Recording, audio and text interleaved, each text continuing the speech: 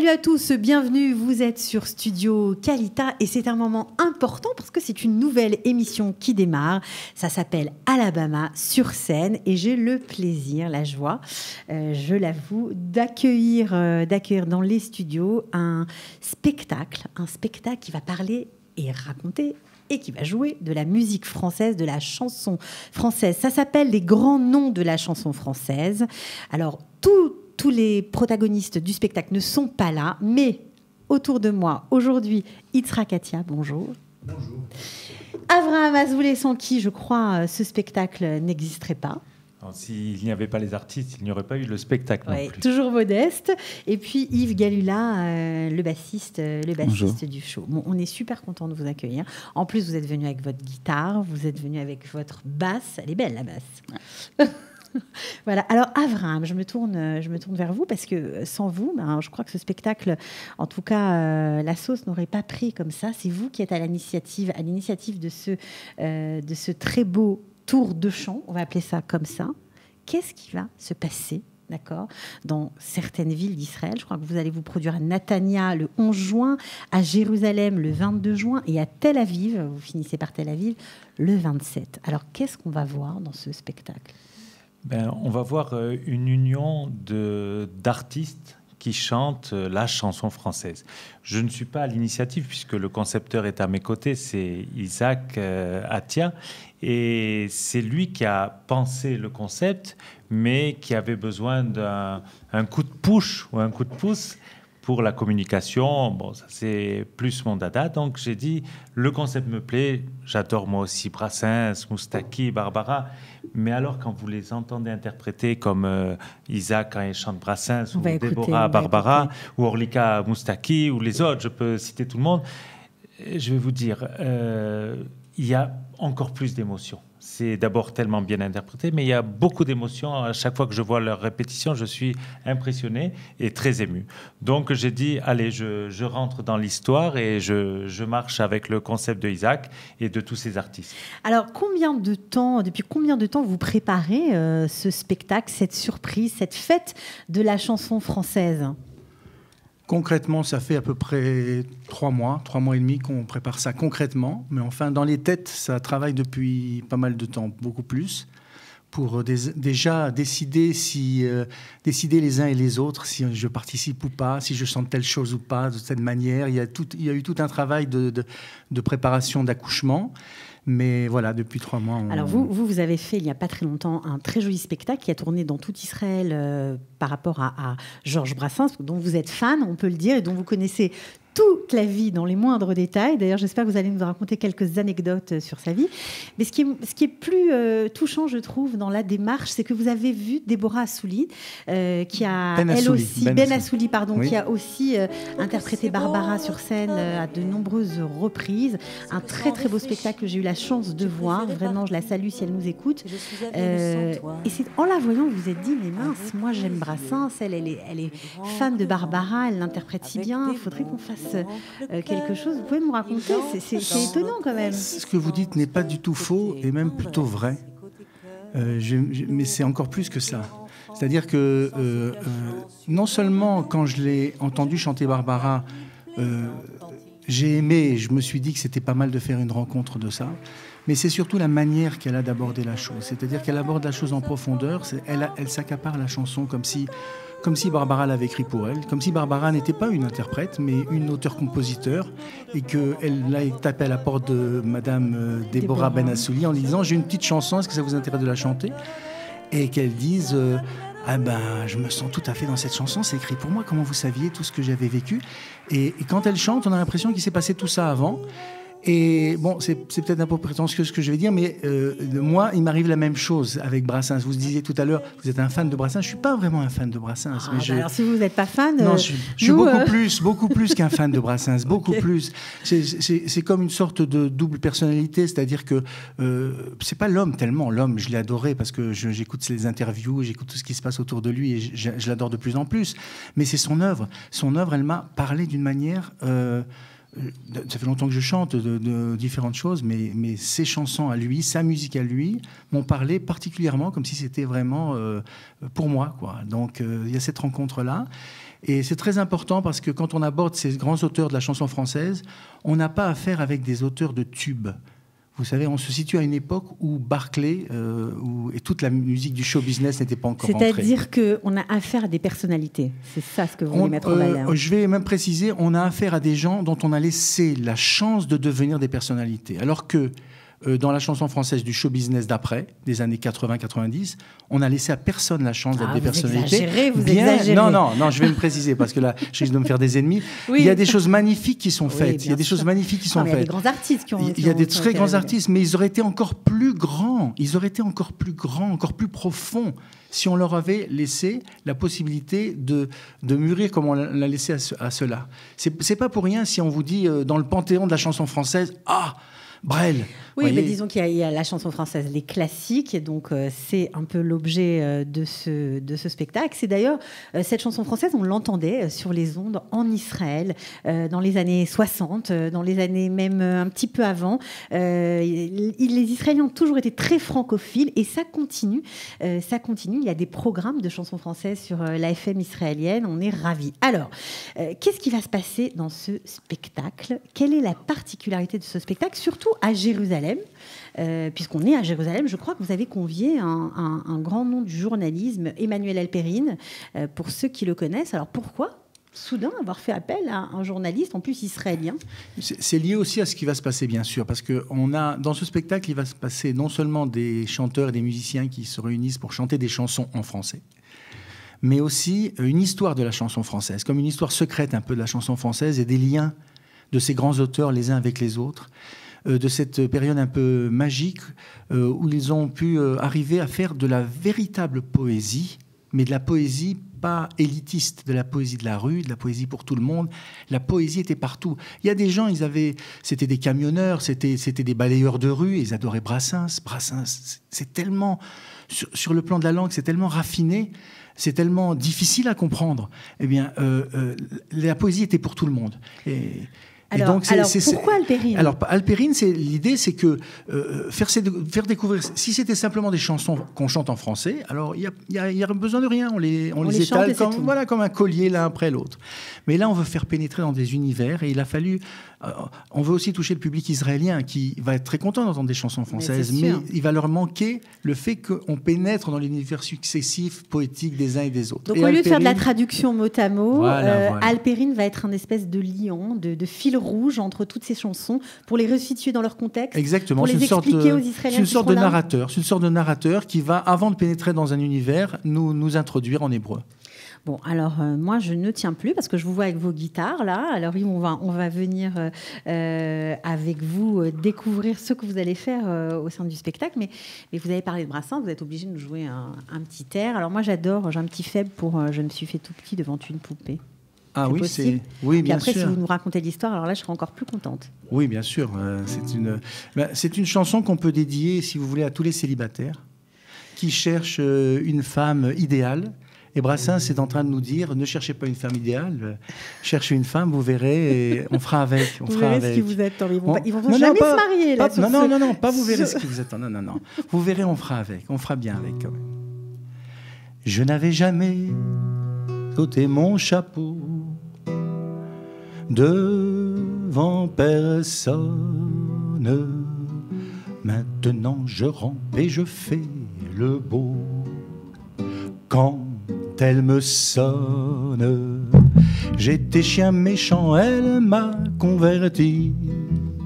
La douce brune, et je suis tombé tout chaud, tout rôti contre sa bouche.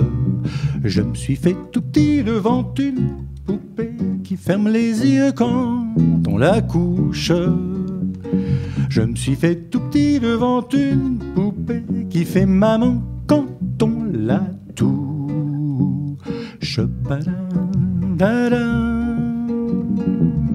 J'étais dur à cuire, elle m'a converti, la fine mouche, et je suis tombé tout chaud, tout rôti contre ouvre sa bouche, qui a des dents de lait quand elle est gentille, quand elle chante, et des dents de loup quand elle est furie, qu'elle est méchante. Je me suis fait tout petit devant une poupée qui ferme les yeux quand on la couche. Je me suis fait tout petit devant une poupée qui fait maman quand on la touche. Para-la-la, para-ba-la-la-dam, pam, pam, para. Je subis sa loi, je file tout doux sous son empire, bien qu'elle soit jalouse au-delà de tout, et même pire, une jolie pervenche qui m'avait paru plus jolie qu'elle. Une jolie pervenche un jour en mourut à coups d'ombrelle. Je me suis fait tout petit devant une poupée qui ferme les yeux quand on la couche. Je me suis fait tout petit devant une poupée qui fait maman quand on la touche. Padam, padam. Tous les somnambules, tous les mages m'ont dit sans malice, quand ses bras en croix je subirai mon dernier supplice. Il en est de pire, il en est de meilleur, mais à tout prendre, qu'on se pense ici, qu'on se pend ailleurs. S'il faut se pendre, je me suis fait tout petit devant une poupée qui ferme les yeux quand on la couche. Je me suis fait tout petit devant une poupée qui fait maman quand on la touche. Quand on la touche, quand on la touche. Bon, on est obligé d'applaudir, moi je peux pas faire autrement. Merci beaucoup, c'est trop sympa de vous écouter comme ça. Alors, juste avant que vous nous expliquiez d'où vient cette chanson, parce que je trouve que quand on connaît l'histoire de Brassens avec cette chanson, c'est vraiment très touchant. Moi, ce qui me plaît ici dans ce duo, parce que je connais bien Yves Galula. Alors, Yves Galula, c'est aussi c'est un musicien émérite, c'est sûr, mais il fait aussi plein de choses. On va dire, il organise des concerts à Tel Aviv sous l'égide Paris-Tel Aviv. Il fait plein de choses et c'est un dingue de musique anglo-saxonne. Alors, de le voir ici jouer avec vous, avec plaisir, parce qu'en plus, il sourit. Et Yves, quand ça lui plaît pas, il sourit pas du tout. En effet. Donc, il a l'air de prendre du plaisir. Je trouve ça trop sympa. Qu'est-ce que ça fait quand on est dingue de la musique californienne, de Stevie Wonder, de j'en passe d'autres? Alors déjà, je tiens à préciser que mon père était un fou de Brassens. J'ai le coffret à la maison de vinyle énorme avec une vingtaine de vinyles. J'ai écouté ça, j'étais bercé là-dedans. Et aussi, moi, la musique, pour moi, c'est des gens passionnés et les gens qui maîtrisent leur sujet. J'ai rencontré Isaac et c'est ça que j'ai vu en lui directement, quelqu'un de passionné, qui maîtrise son sujet. Déborah, je la connais aussi. Et pareil, pour moi, c'est la même chose. Donc pour moi, c'est des artistes intéressants qui sont en Israël. Et faire cette union-là, c'est vrai que c'est pas la chose que je fais en général. Mais ça me plaît beaucoup. Il y a des musiciens fantastiques aussi, je voulais en parler. On a un violoniste, Israël. Mais tu me l'as enlevé de la bouche, il y a le pianiste de Déborah qui est incroyable, Yaakov. Et pour moi, c'est vraiment une chance de jouer avec ces gens-là. Yaakov Muravin. Alors oui, tu joues bien sûr sur scène avec un violoniste de talent, alors que je l'ai vu grandir, ce jeune homme. Il s'appelle Israël Gatterer, il est formidable. Et je peux vous dire que je me souviens de lui quand il était jeune homme et qu'il habitait loin de Jérusalem. Et il faisait des kilomètres avec sa mère, vraiment. Elle ne faisait que ça, comme une assa, vraiment personnelle, pour l'emmener à ses cours, etc. Et je me disais, mais c'est trop, quoi. C'est impossible. Et comme quoi, quand on aime quelque chose, regardez où sa mère l'a mené, je trouve ça formidable. Vraiment, il est très talentueux, il joue très bien. J'ai hâte de voir le spectacle pour voir le chilouv, on va dire, le mélange. Qu'est-ce qu'il apporte à vous tous vous devez être porté par sa musique. C'est-à-dire qu'il a une maîtrise de l'instrument extraordinaire. Moi, je l'avais rencontré par hasard dans une soirée comme ça privée, et il était venu parce qu'il y avait ses parents qui étaient là aussi, et puis on a commencé à chanter des chansons françaises, et puis il improvisait pour rigoler. Et donc, il m'a tapé dans l'œil. Donc, j'ai dit, si je veux faire un petit peu de musique, un petit peu avec jazzy, comme ça, ou des choses comme ça, ou des choses romantiques, c'est lui que je veux, quoi. Et donc, mais il a surtout l'habitude de jouer de façon aussi d'abord très classique, la plupart du temps. Et puis là, on est surtout aussi, on essaie de le débloquer aussi, c'est-à-dire que de lui dire allez, vas-y, improvise, vas-y, fonce là-dessus, etc. Et donc c'est un mélange qui est très agréable. Ça doit être spécial de jouer avec lui, n'est-ce pas, Yves ? Ouais, j'imagine. Alors, on a écouté avec plaisir cette fameuse poupée. Oui, alors, c'est qui cette poupée pour Brassens ? Cette poupée, c'est une femme qu'il a rencontrée. C'est une Estonienne en fait, qui vivait en France, qui, pendant la guerre, a disparu de la circulation et qui est revenue après la guerre. On se demande pourquoi. Elle était juive et on ne sait rien. Même si vous allez à l'ambassade, dans le site de l'ambassade d'Estonie, on parle d'elle, mais vraiment par bribes. Est-ce qu'elle a été déportée ? Est-ce qu'elle s'est été cachée, etc. Ce qu'on sait, c'est qu'elle était juive, donc mariée avec un juif, qu'elle a divorcé tout de suite après la guerre. Et quand elle a rencontré Brassens, donc il y a eu... Vous savez, elle a suivi Brassens 35 ans. Elle ne s'est jamais mariée avec lui, puisqu'il lui a écrit aussi une chanson qui est la non-demande en mariage. Je ne signalerai pas mon nom en bas d'un parchemin. Voilà. Ne gravons pas nos noms en bas d'un parchemin. Encore mieux. Voilà. Non, mais moi j'explique quand je chante la première fois que j'ai chanté, on m'a dit vous allez quand même pas en Israël chanter la non-demande en mariage. Et parce que les gens étaient étonnés, parce que la culture juive veut qu'on se marie, etc. J'ai dit, écoutez, non seulement j'ai chanté la demande en mariage, mais s'il y a des rabbins dans la salle, je serais très content qu'ils rajoutent cette chanson dans les parchemins des ketubot. Parce que la non-demande en mariage, en fait, c'est une invitation à rester l'éternel fiancé. C'est ça qui restera. Et avec lui, avec Poupchen, donc la petite poupée qu'il a appelée comme ça. Donc c'est pour ça, en fait, que la chanson, c'était une allusion entre son surnom Poupchen et le titre de la chanson. Voilà, et ils ont vécu 35 ans ensemble, avec un modus vivendi assez exceptionnel. Ils se téléphonaient tous les jours, se voyaient 3-4 fois par semaine, mais avaient chacun leur appartement. Quand ils étaient en tournée, chacun leur chambre, etc. Il y avait une sorte de... Chez Brassens, vous savez, Brassens, c'est le chantre de la liberté. J'ai même honte de dire ça, parce que je devrais dire, vous savez, Brassens, c'est le chantre de la liberté. Seulement, c'est énorme. C'est énorme. Vous ne pouvez pas imaginer ce que c'est la liberté chez Brassens. Inimaginable. C'est-à-dire, quelqu'un qui a des idées, quand il devient important et suivi par les autres, il coupe la liberté aux autres. Parce qu'il est tellement beau, il parle tellement bien, que les gens font plus ce qu'ils veulent. Ils font ce que l'autre dit qui est tellement beau. Et Brassens, plus il avait de l'influence, parce qu'il a eu une influence énorme pendant son époque. Bien sûr. Vous savez, une petite anecdote en passant. Il était chez Philips, la maison Philips, la maison de disques Philips. Quand Brassens l'a engagé, ils ont créé un deuxième studio de presse avec d'autres machines, uniquement pour les disques de Brassens. Et tous les autres auteurs Philips étaient sur les autres presses. C'est-à-dire qu'à Brassens, il produisait autant que tous les autres chanteurs qu'il y avait chez Philips. Pour vous donner un petit peu, c'était le Madonna de l'époque, c'était fou. Et donc, cet homme-là, avec tant d'influence, faisait tout pour ne pas influencer. Il voulait laisser la liberté des gens de penser, la liberté de comprendre ou pas comprendre ce qu'ils disaient. Et ça, c'est quelque chose de fabuleux, je trouve. Pour nous, les Juifs, surtout nous qui ne sommes...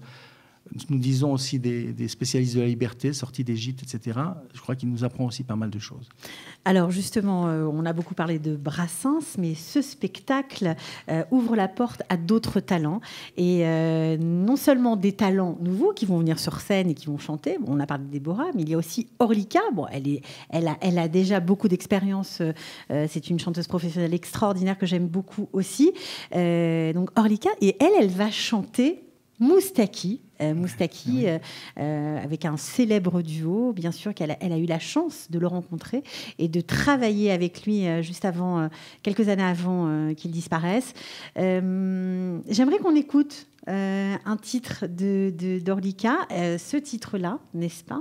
Donc ça s'appelle comment? C'est Il est trop tard. Il est trop tard. C'est très prémonitoire comme Donc titre. j'aimerais qu'on écoute la chanson, n'est-ce pas? Et puis tout à l'heure nous la prendrons en ligne. Donc on va tout de suite écouter cette très très belle interprétation d'Orlika qui sera bien sûr dans le spectacle. Pendant que je dormais, pendant que je rêvais, les aiguilles ont tourné. Il est trop tard, mon enfance est si loin. Il est déjà demain, passe le temps. Voilà, c'était formidable de l'entendre, Orlika. Et maintenant, ce qui est encore mieux, c'est qu'on va la voir en ligne. Salut Orlika. Bonjour. Mais quelle joie. Mais voilà, la joie est partagée. C'est dur de vous avoir. Hein. Ah, les Tel Aviviens pour vous faire venir à Jérusalem, c'est compliqué. C'est pas grave. On vous en veut pas. Là. Voilà, vous êtes là. Alors, on a écouté cette superbe chanson qu'on aime tous beaucoup. Alors, qu'est-ce que ça fait d'être dans ce spectacle, de chanter Brassens, Moustaki, Barbara, d'avoir un violoniste classique, d'avoir aussi Yves Galula, qu'on n'a pas tellement l'habitude d'entendre accompagner des chansons françaises. C'est sympa pour vous ? Ah, c'est génial. En plus, sur les chansons que je chante, j'ai demandé à Yves de bien vouloir participer aussi, donc ça devient magnifique. Et le violoniste joue aussi. En plus, il sourit. Est-ce que bon, je peux te tutoyer parce que bon, on se tutoie dans la vie, donc on va pas faire du cinéma. Donc, Orly, est-ce que ça te fait plaisir de voir sourire quand il joue Brassens ? Ça te fait pas rigoler ? J'adore. J'adore. Avec moi, je vais plus chanter les chansons de Moustaki. Et je vais assister à toutes les chansons. J'ai été bercée par toutes ces chansons, donc c'est un grand plaisir de les entendre. Qu'est-ce que tu gardes comme souvenir ? Qu'est-ce que tu gardes comme souvenir de ta rencontre avec Moustaki, avec lequel tu as travaillé et tu as fait un très joli clip d'ailleurs ? Non, il est encore avec moi depuis l'instant où je l'ai rencontré, et la force de la musique fait que il reste dans nos cœurs et tous les souvenirs sont ravivés à chaque fois. Alors, est-ce que sur scène, tu vas chanter aussi cette chanson-là, Il est trop tard, en hébreu ou simplement en français ? Non, je vais la chanter également en hébreu et je vais chanter aussi Ma liberté en duo avec Yitzhak. Mais justement, il vient de nous parler de liberté, ça tombe bien. Exact. Bravo, Orlika. Voilà. Bonjour. Je voudrais dire un petit secret, si vous permettez. Moi, j'adore les secrets. Moi d'abord. Un secret sur Orlika.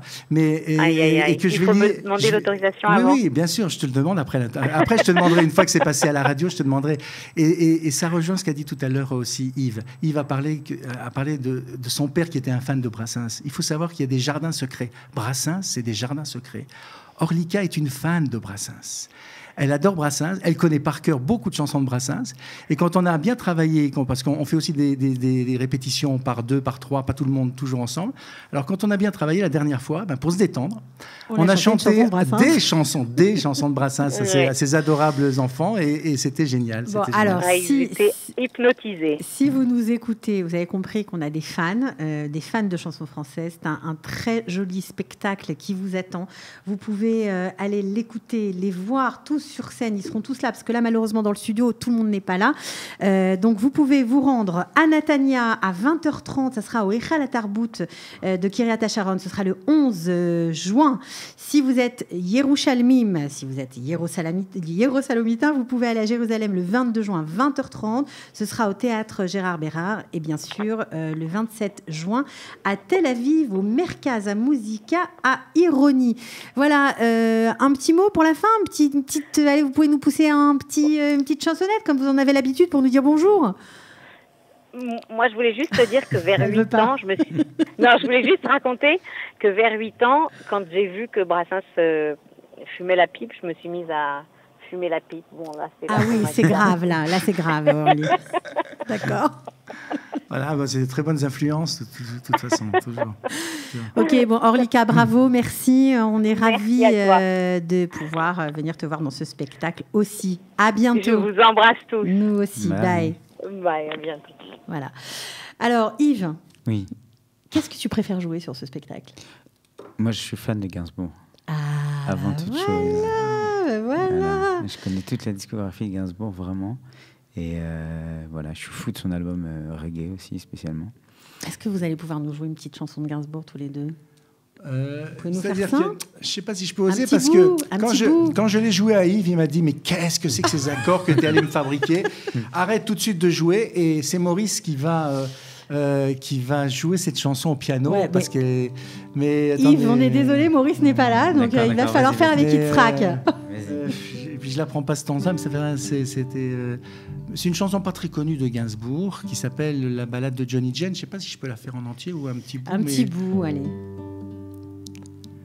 Hey Johnny Jane, toi qui traînes tes yeux candides. Attendez une seconde, là, je reprends. C'est pas grave. On est ensemble, il n'y a pas de problème. Hey Johnny Jane, toi qui traînes tes baskets et tes yeux candides dans les no man's land et les lieux sordides. Hey Johnny Jane, les décharges publiques sont des Atlantides que survolent les mouches cantharides. Hey Johnny Jane, tous les camions à benne viennent y déverser bien des peines infanticides.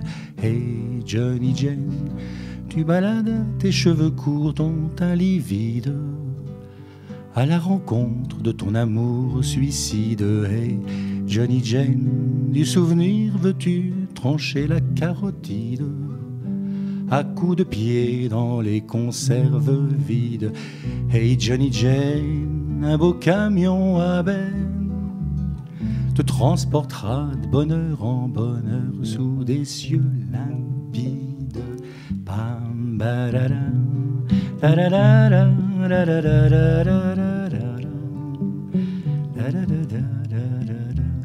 je ne veux pas vous chanter toute la chanson parce que je veux garder la surprise. La surprise voilà. Bon, en tout cas, nous, on est franchement là, on resterait bien avec vous. Moi, je resterais bien encore une petite heure ensemble, n'est-ce pas, Abraham?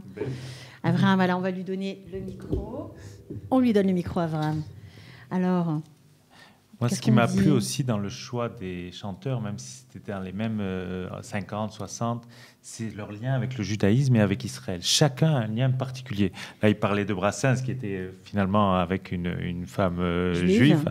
Et puis, chacun, par rapport à Israël ou au judaïsme, a un lien particulier. Isaac pourra bien mieux en parler que moi. Oui, puis, mais par exemple, Gainsbourg en 67, tout le monde s'en rappelle. Et j'imagine qu'on va chanter. Vous allez chanter cette chanson. Gainsbourg en 67, justement, ça tombe bien, puisque dans quelques jours, c'est l'anniversaire, les 50 ans de la réunification de Jérusalem.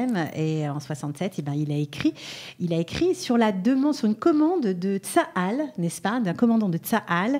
Il a écrit Le sable et le soldat d'Israël, une chanson magnifique. Il a même dit, il n'est pas non seulement prêt à se battre pour l'État d'Israël, mais prêt à mourir. Oui. C'était assez impressionnant. Et Moustaki aussi avec Israël, c'est exceptionnel. Alors, on ne peut pas tout dire, on ne peut pas tout faire. Moi, je voudrais vous dire merci d'être venu. Merci Abraham d'avoir rendu tout ça possible. Voilà. Merci à Isaac, le concept est de lui. C'est sûr. Okay, alors, c'est-à-dire que nous, on rêve, mais il faut que ça se réalise, les rêves. C'est pour ça qu'on dit merci à Abraham. Voilà, bravo aux artistes, en tout cas.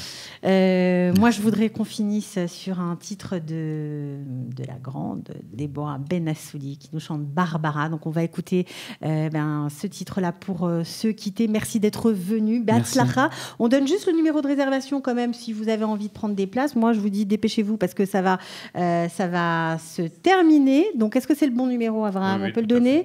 Alors, 07 32 76 72 46. 07 32 76 72 46. Ou sur le site de Isra Stage où on peut s'inscrire en direct par Internet. D'accord, alors on passe par Isra Stage pour commander ses billets. Allez-y, parce qu'à mon avis, là, après avoir entendu tout ça, il ne va plus y avoir de place. Mais bon, chacun fait comme il veut. Merci beaucoup à toi aussi, Yves Galula, d'être venu à Jérusalem de Tel Aviv. Voilà qu'il sourit, non? Mais il sourit tout le temps, il est content. Il pense à son papa.